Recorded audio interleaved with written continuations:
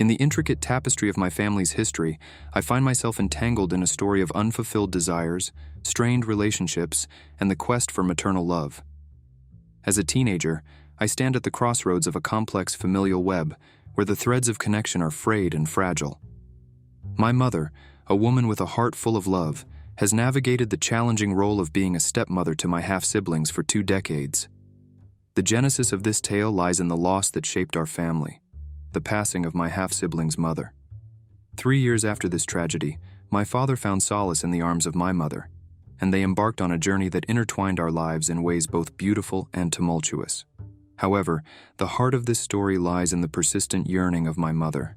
She has, perhaps, deluded herself into believing that she can fill the void left by my half-sibling's biological mother. Despite her genuine love and efforts, the bitterness of rejection permeates our familial landscape. I remember countless instances of my mother reaching out to my older siblings, attempting to bridge the emotional gap that seemed insurmountable. The rejection she faced was often harsh, leaving scars that ran deep. There were moments when they ignored her, both subtly and blatantly, leaving her heartache unattended.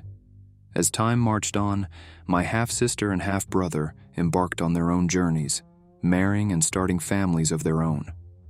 Unfortunately, the rift between them and my mother only widened. Neither of them extended an invitation to my mother or me for their weddings, a tangible manifestation of the emotional chasm that existed.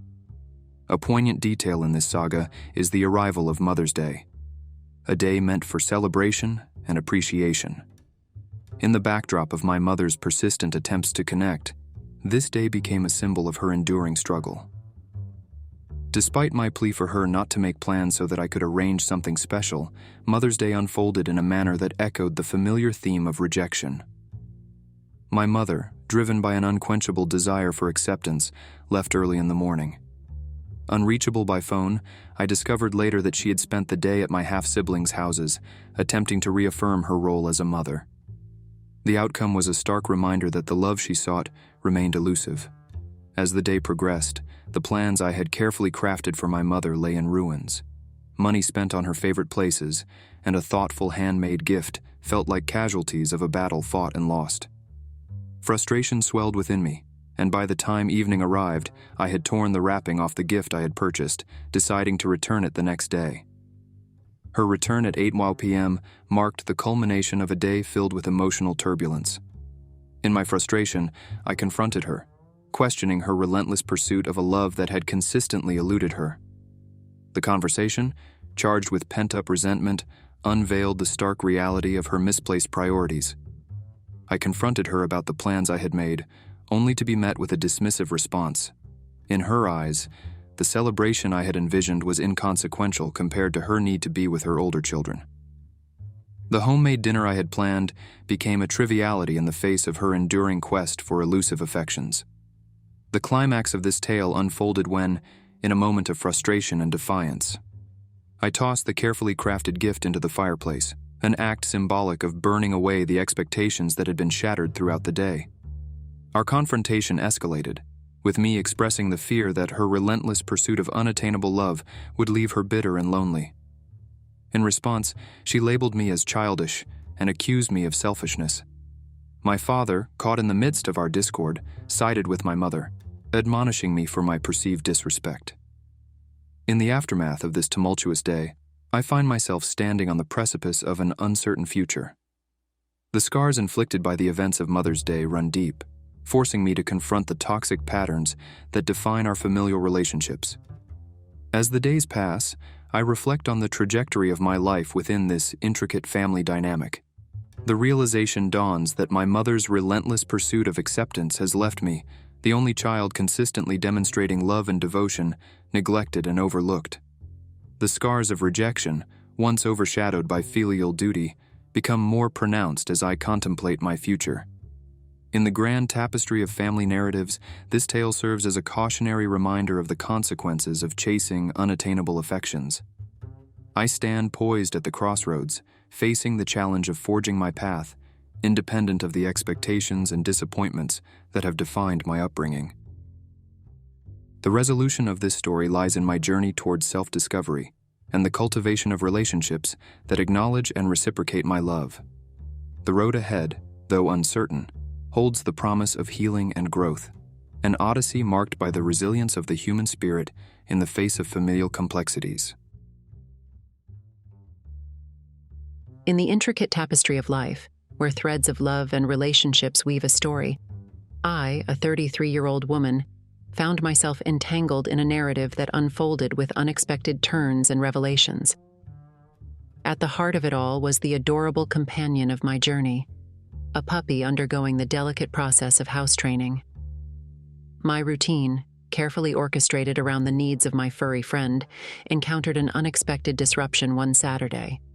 Amid the routine walks, playful antics, and the occasional mishaps that come with raising a puppy, a chapter unfolded that would challenge the foundation of my relationship. Enter my boyfriend, a 37-year-old whose behavior seemed to defy his age. A routine had been established where he stayed over every weekend, aware of my schedule and the rhythms of my life. However, a seemingly innocuous plan to hang out with friends at a downtown rooftop bar on a Saturday evening would set off a chain of events that questioned the very essence of our connection. As he left at noon, leaving behind his backpack as a testament to his impending return, little did I know that this day would mark a shift in the dynamics between us. The promise of his swift return by 8:00 p.m. gave me a sense of assurance, a belief that our night-out routine, a delicate dance between shared moments and personal space, would remain intact. The hours that followed, however, were shrouded in silence. Messages, once met with prompt replies, lingered unanswered. The initial optimism of a timely return faded into a crescendo of uncertainties. It was at 7 p.m. that a tentative message hinted at his departure, setting the stage for what would become a nightmarish ordeal of unfulfilled promises. For the next 3 hours, the notion of soon became a recurring theme in our conversation. Lies about walking to the train were woven into the fabric of his excuses. The frustration intensified, triggering memories of past incidents that had left scars on our relationship. At 10 p.m., the thin thread of patience snapped, and I found myself sending a message that would alter the course of our connection. "Don't come back here, go home, I'm going to sleep," I typed, feeling a surge of frustration and exhaustion. Little did I know that this simple message would unravel a complex tapestry of emotions. The subsequent silence was deafening. The night that was meant to be routine had metamorphosed into a battleground of unspoken words and unresolved tensions. As the night wore on, the weight of uncertainty and the fear of potential disruptions to my carefully orchestrated night-out routine loomed large. The next day, he arrived to collect his bag, leaving without uttering more than a few words. The aftermath unfolded through a text, accusing me of leaving him stranded, a narrative that sought to place the blame squarely on my shoulders. The accusations, the silent treatment, and the ensuing emotional turmoil became a testament to the fragility of a relationship built on shaky foundations. Reflecting on the events that transpired, I grappled with the realization that the keys to his house were likely nestled in the very backpack he left behind. The lack of communication, the abrupt silence, and the accusations of being an idiot or a witch left me questioning the validity of my emotions and actions. As I navigated the aftermath, seeking solace in the support of friends and the wisdom of strangers, the decision became clear. The relationship, marked by a pattern of problematic behaviors and unaddressed issues, reached its inevitable conclusion. Breaking up, though laden with the weight of emotional baggage, became a necessary step toward reclaiming my peace and unraveling the complexities that had ensnared my heart. In the echoes of a past relationship, lessons emerged: the importance of communication, the significance of self-worth, and the resilience to walk away from a narrative that no longer served my well-being. As the sun set on one chapter, the promise of a new dawn unfolded, carrying with it the hope of healing and the prospect of a love that would honor the essence of who I am. The weight of the secret I carried gnawed at me, an insidious force threatening to unravel the fabric of the life I had built with my fiancée.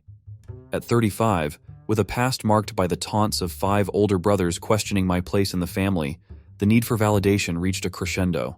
I sought refuge in the certainty that a 23andMe test could provide, a definitive answer to the lingering doubts that had haunted me. My fiancée, a 31-year-old woman of strength and independence, embarked on this journey with me, gifting us both the promise of clarity. Little did she know that beneath the surface of this seemingly innocent endeavor, I harbored a secret mission of my own. As the results unfolded 3 years ago, a wave of relief washed over me, validating my place in the familial tapestry.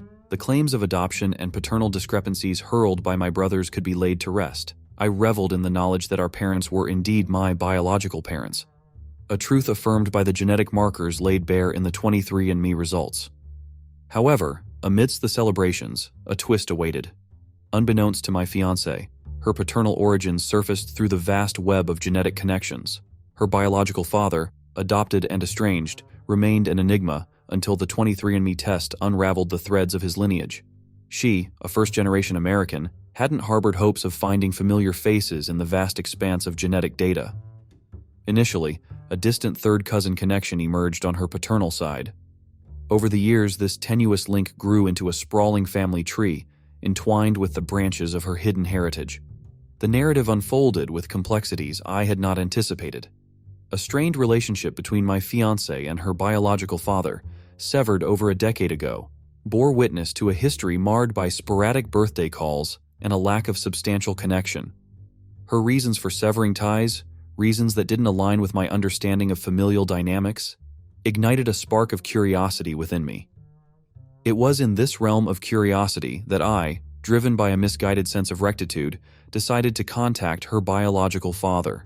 The list of known relatives, a revelation made possible by the 23andMe test, found its way into his inbox. A clandestine act, an intrusion into the delicate web of familial relationships, and a breach of trust that would soon come back to haunt me. The consequences unfolded unexpectedly when my fiancé's mother, stumbling upon a social media post chronicling her estranged husband's discovery, unveiled the secret I had buried. The revelation sent ripples through our relationship, shattering the fragile trust that bound us. Her emotions, a tempest of conflicting feelings, spilled forth in a phone call where she conveyed the news and her mother's revelation. As she shared the details, she expressed happiness for her estranged father's newfound connections.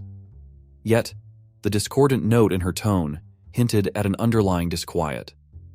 It was then that I chose to unburden myself, to confess to the sin of secrecy and manipulation. The truth unfolded in all its starkness. I, the harbinger of the secret, had played a role in connecting her estranged father with his long-lost family. The confession, intended as an act of transparency, unraveled into a storm of fury. She, rightfully so, was furious. The breach of trust, the invasion of privacy, and the unilateral decision to intervene in her complex familial dynamics created a chasm between us. The repercussions echoed through our relationship, casting doubt upon the foundations we had built.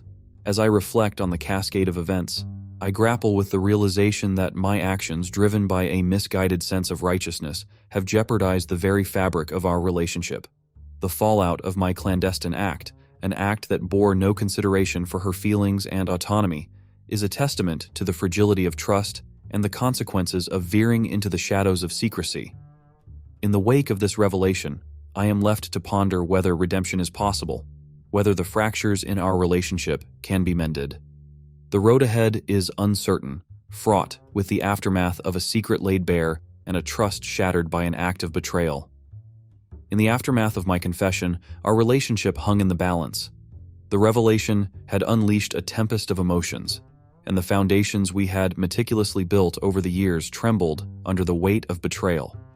I stood at the precipice, grappling with the consequences of my actions and the potential irreparable damage caused. The gravity of my transgression lingered in the air, casting a pall over the once serene landscape of our connection. My fiancée, her emotions raw and unfiltered, grappled with the breach of trust that now stood as an insurmountable wall between us. As the truth reverberated in the space between us, she confronted me with a fury fueled by a sense of violation. The secrecy, the invasion into her family's private dynamics, and the unilateral decision to connect her estranged father with his long-lost relatives unfurled as an act of betrayal she hadn't anticipated. In the ensuing dialogue, I bore the weight of her disappointment, acutely aware of the damage wrought by my misguided attempt at resolving the unanswered questions that had lingered in the shadows of our relationship. The lines of communication, once open and free-flowing, now strained under the burden of my clandestine act. Attempts to explain my actions rang hollow, the justifications feeble in the face of the hurt I had inflicted. The intricacies of familial dynamics, the complex dance of emotions, were now laid bare, exposed to the harsh light of scrutiny. In my pursuit of closure, I had unwittingly reopened wounds that time had attempted to heal. The fallout extended beyond the confines of our personal space. The tendrils of discord reached out, entwining our shared social circles and family connections. The repercussions of my actions reverberated through the delicate balance of relationships, leaving in their wake a trail of fractured trust. As days unfolded into weeks, the echoes of our strained connection manifested in a palpable distance. Conversations, once filled with shared dreams and laughter, now tiptoed around the elephant in the room, the secret that had emerged as a destructive force within the sanctuary of our relationship. In moments of solitude, I grappled with a profound sense of remorse. The hindsight, a merciless companion, dissected the decisions that had led me down this treacherous path.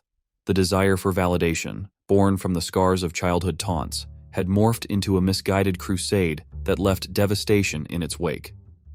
It became apparent that mending the frayed fabric of our relationship would demand more than words.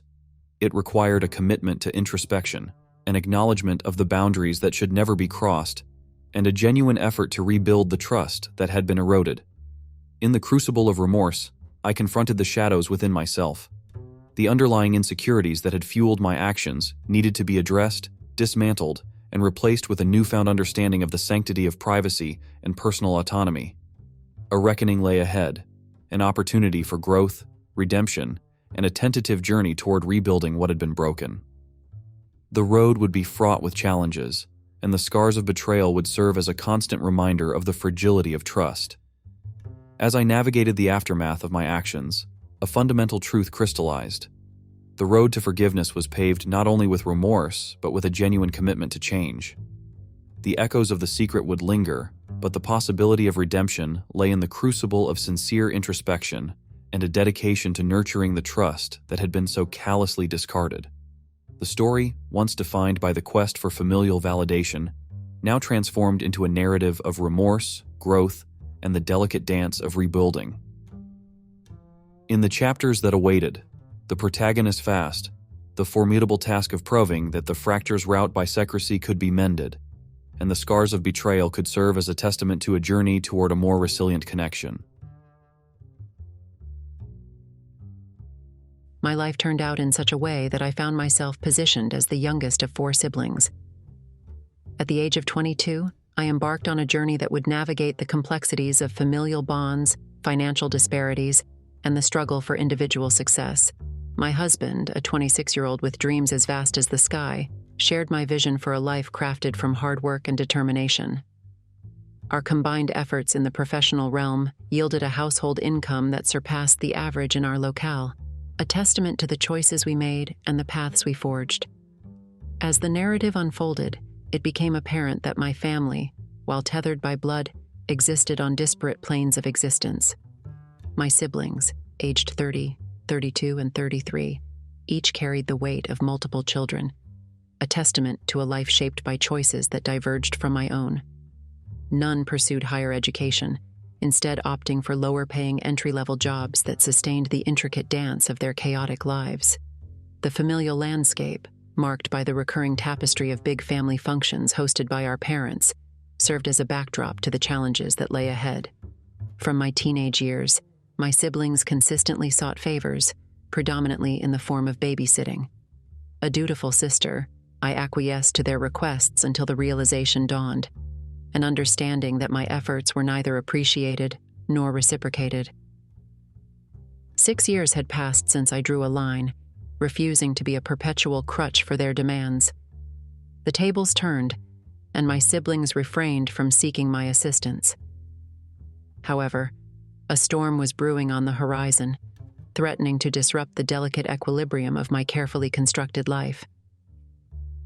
The catalyst was my oldest brother, facing eviction and seeking refuge in the haven of my 4-bedroom, 2-bathroom home. His plea, accompanied by the weight of his girlfriend and their 4 children, echoed through the corridors of familial obligation. A firm no emerged from my lips, grounded in the knowledge that history repeated itself. Their transient tendencies, coupled with a disregard for the sanctity of rental spaces, fueled my decision to deny them entry into my home. The fallout was swift and brutal, manifesting at my mother's birthday party, a supposedly joyous occasion marred by familial discord. Accusations of being unsupportive, a sucky idiot, and the harbinger of their imminent homelessness painted me as the villain in a narrative I had no desire to script. Yet, I stood firm, a lone sentinel against the tidal wave of familial expectations. My other 2 siblings joined the chorus of disapproval, solidifying their belief in my perceived heartlessness. In their eyes, I had become the embodiment of an upper-class snob, a label fueled by my husband and I's success in making prudent life choices. As the echoes of familial disapproval reverberated, I grappled with the question, am I the idiot for not extending a helping hand, specifically to my brother? The cacophony of opinions, a medley of judgments and justifications, played on repeat in my mind. The underlying issue, beyond the immediate plea for shelter, laid bare the stark differences in our life paths. My siblings, seemingly oblivious to the concept of protection and responsible family planning, mirrored a reality far removed from the norm instilled by our middle-class upbringing. My sister's journey, marked by 6 children from 6 different men, painted a picture of chaotic relationships and a longing for stability. In the midst of these challenges, the realization dawned. These were not my children, and the burdens of my siblings were not mine to carry. The expectation that I should serve as an ATM or a free hotel for their transient lifestyle defied the boundaries of familial responsibility. As the dust settled on the familial battlefield, I clung to the belief that tough love, though painful, was a necessary step toward breaking the cycle of dependence. The journey ahead, fraught with familial tension and the weight of perceived responsibility, unfolded with uncertainty. Yet the tapestry of my life, woven with threads of resilience and individual choice, would continue to evolve, guided by the choices I made and the boundaries I set.